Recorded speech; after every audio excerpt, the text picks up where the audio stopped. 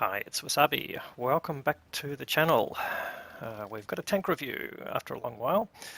This is the Tier 8 Soviet medium tank called the Obsidian. This is part of the Moni event that has just started as part of the Halloween events. I'm going to do a quick review of it and tell you how to get it and play it and see how it plays.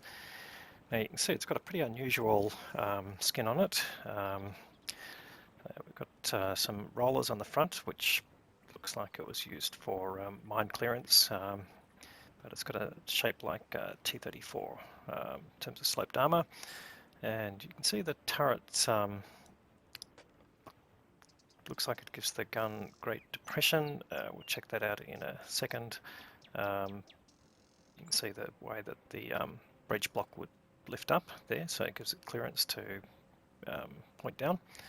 But just check the stats, it's only got 6 degrees of gut depression, so maybe that's a feature of it having a fairly small turret, so give it the clearance to do even 6 degrees. In any case, talk about the how do you acquire it. Okay, so the Moni event, we'll put the link to the event description. To get this tank, you need to basically get all of the reels that you can win, and I think you have to do this on the hardest level, called the Nightmare level. So I'll let you read about that, and I think I might do another video on that event. But basically, yeah, once you beat the boss in the boss fight, you should basically do that. So advancing through the different phases and the difficult levels, just reading from the thing, you unlock reels with encrypted information on the latest developments around Moni and the darkest secrets of this grim place. Decrypt reels using keys you obtain playing in the mode. When you decipher a reel, you'll receive various goodies. Decrypting all 15 reels brings you the ultimate prize, the Tier 8 Soviet medium tank, the Obsidian. Yep, okay. All right, so basically, yeah, play the Moni game. Basically, I think you need to play all the levels to get all of the different reels, and you'll earn keys to decrypt the reels. And once you've decrypted all the reels, then you'll win this tank. All right, now I believe it's also got some skins that might come with it, but yeah, it doesn't look like you can actually add any camo to it, so it's going to be interesting. All right, in any case, look, we've got a full skill crew in here. This is a press account, so we can basically put a crew with all the skills in it, so that just help the gameplay. But let's have a look at the gun itself. So first of all, 200 average damage, pretty ordinary for Tier 8. Average penetration is 212. That's for the standard round, which is AP, and 1100 shell velocity though. That's pretty nice. And then the premium round is APCR, which gives you up to 242 penetration, which again, pretty average for premium round, but gives you a very nice shell velocity of 1300. So it's going to be an interesting gun to use. You'll have to basically, yeah, put a lot of shells in, but it's got a good rate of fire, so 4.88 seconds. So this is again with the full skill crew, which has brothers in arms as well, which helps. But that gives it a very decent DPM without any equipment. We haven't had any equipment yet. 2,462. Average dispersion 0.32. That's also pretty nice. And aim time 1.88. Bit on the high side for the caliber gun, and again we just missed that as well, but I think it's 100 millimeters. No, it's 85 millimeters, yeah, and so 85 millimeter gun, that's pretty long aiming time. In other ways, however, yeah, so reasonably high output for the gun. Alright, what else can we show you? 1300 hit points, hull armor on the front, 120, on the turret 205. We'll bring up tanks.gg picture in a second, just to show you what the armor layout looks like. And I can tell you these rollers do act as spaced armor, so if you're shooting the tank from the front using heat, If you hit these, then basically it won't penetrate. So anything that low, particularly if you're aiming with a light front plate, yeah, that won't be a penetration. There's other spaced armor on as well, but again, we'll look at the tanks.gg pictures in a second and have a look at that. So otherwise, yeah, the armor's reasonable for a medium tank. Obviously, you don't want to carry too much weight, so let's have a look at some of the other characteristics. The mobility, specific power 13. That's pretty low for a medium tank. Again, we'll check that out in the gameplay, but not looking forward to that in terms of mobility. Top speed 42 is just on the high side for a heavy tank. Not fantastic for a medium tank, although reverse speed 16 is not too bad. Concealment, now again, this is the crew with camo skills, so we're getting 30.7 for a stationary vehicle, firing 7.31, not surprising, 23 for a moving vehicle, so that's not too bad.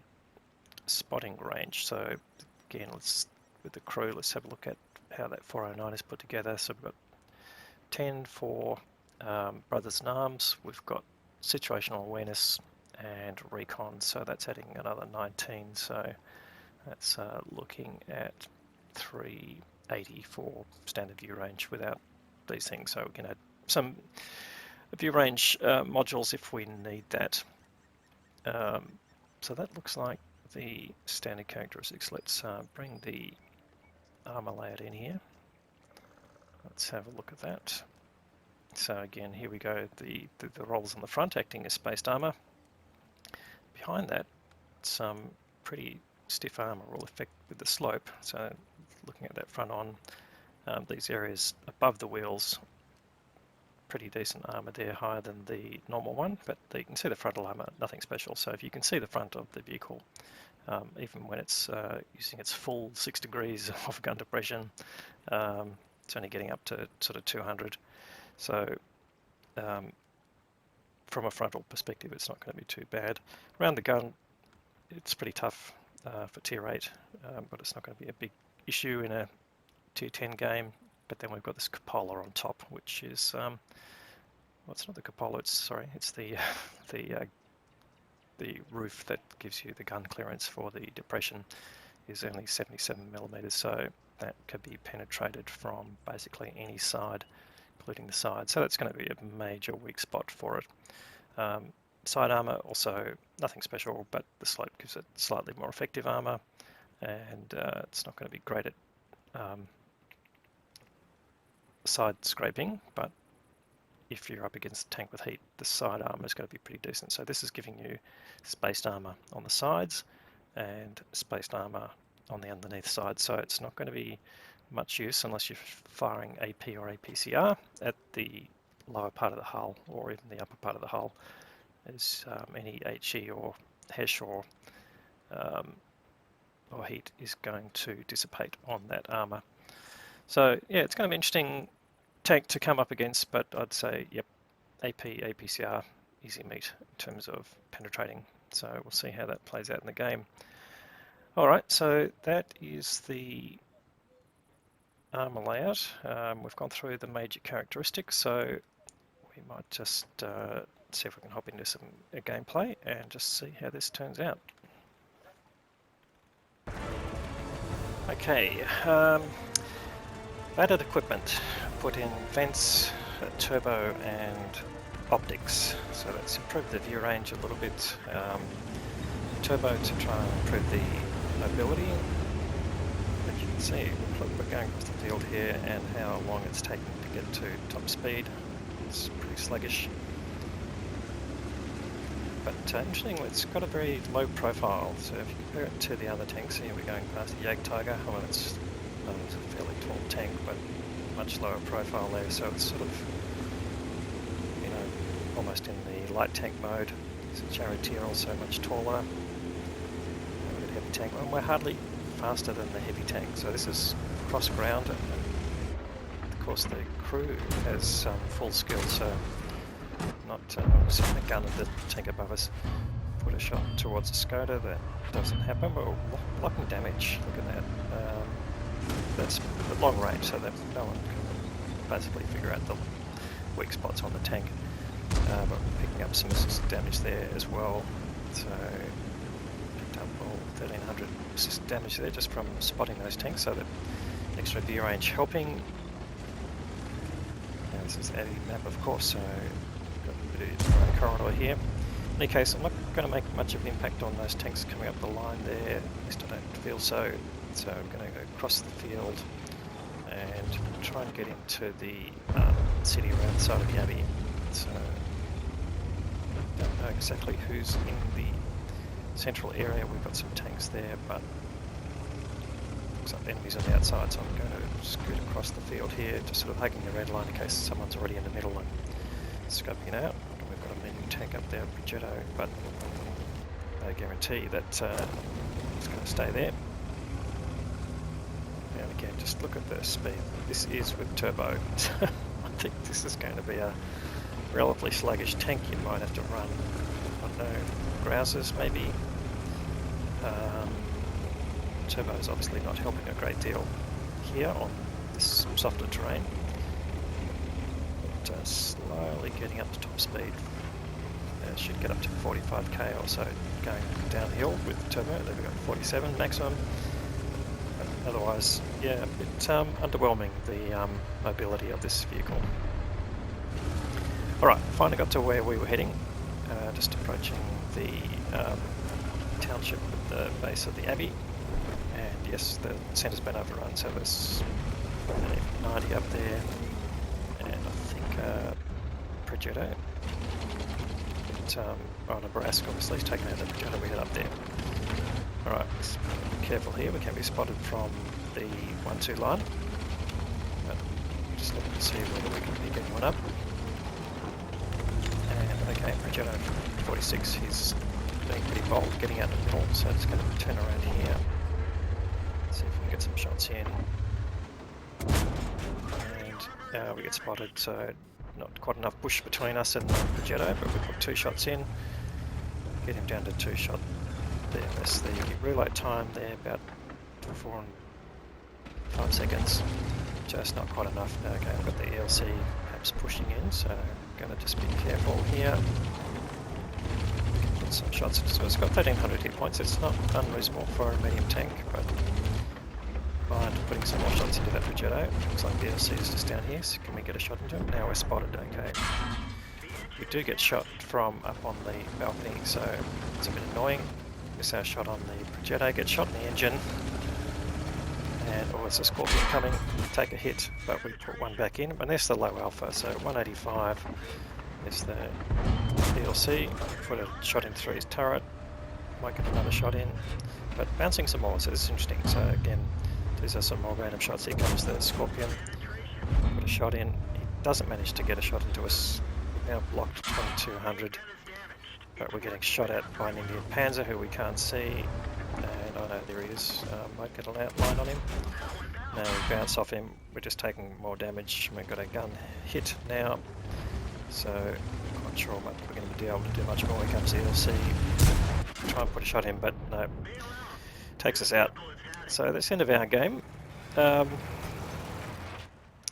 First 5 minutes of the game, but we've managed to pick up a bit of assisted damage there and just under 1k of direct damage.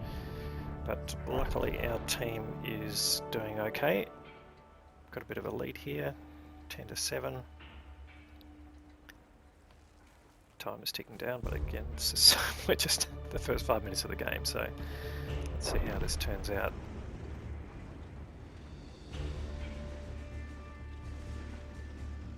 Anyway, what I might do is switch to the end plates because we did manage to win this game. Well, the team managed to win this game. We got dragged along with it. Let's go and have a look at the results. Alright, so we picked up just under 950k of damage. That took quite a few hits. We'll look at the details there. We bounced 2200, which was a bit surprising. 2.8k of assisted damage there, so that's 3.7 7k or 3.8k of combined damage, not too bad. Second class mastery badge for that, and we've come in the top 4, so that's not too bad. Bit out of practice there. So 891 base experience. So let's have a look at what we got. So I got 50k from the premium account for the first win. So we earned 81k really in terms of that. Take out 20k for the food that we're running. But so if we took out the 50k, then we made 50 something k out of that without doing a whole lot of damage there. So now that's 9 shots fired, 6 hits, and 5 penetrations. That gave us the damage. So I could have done a little bit better there. Again, a little bit out of practice, but I think that's a reasonable sort of view of what the tank can do. It can do a whole lot more than that. I've seen better results than that, of course, but this is really just give you a flavour of it. But I don't feel it's overpowered at all. All right, anyway, that's the tank. Hope you enjoyed the video. If you did, please give it a thumbs up. If you haven't subscribed to the channel yet, have a look at doing that. Well, I have more great content, mostly from other players, to come. Thanks very much for watching.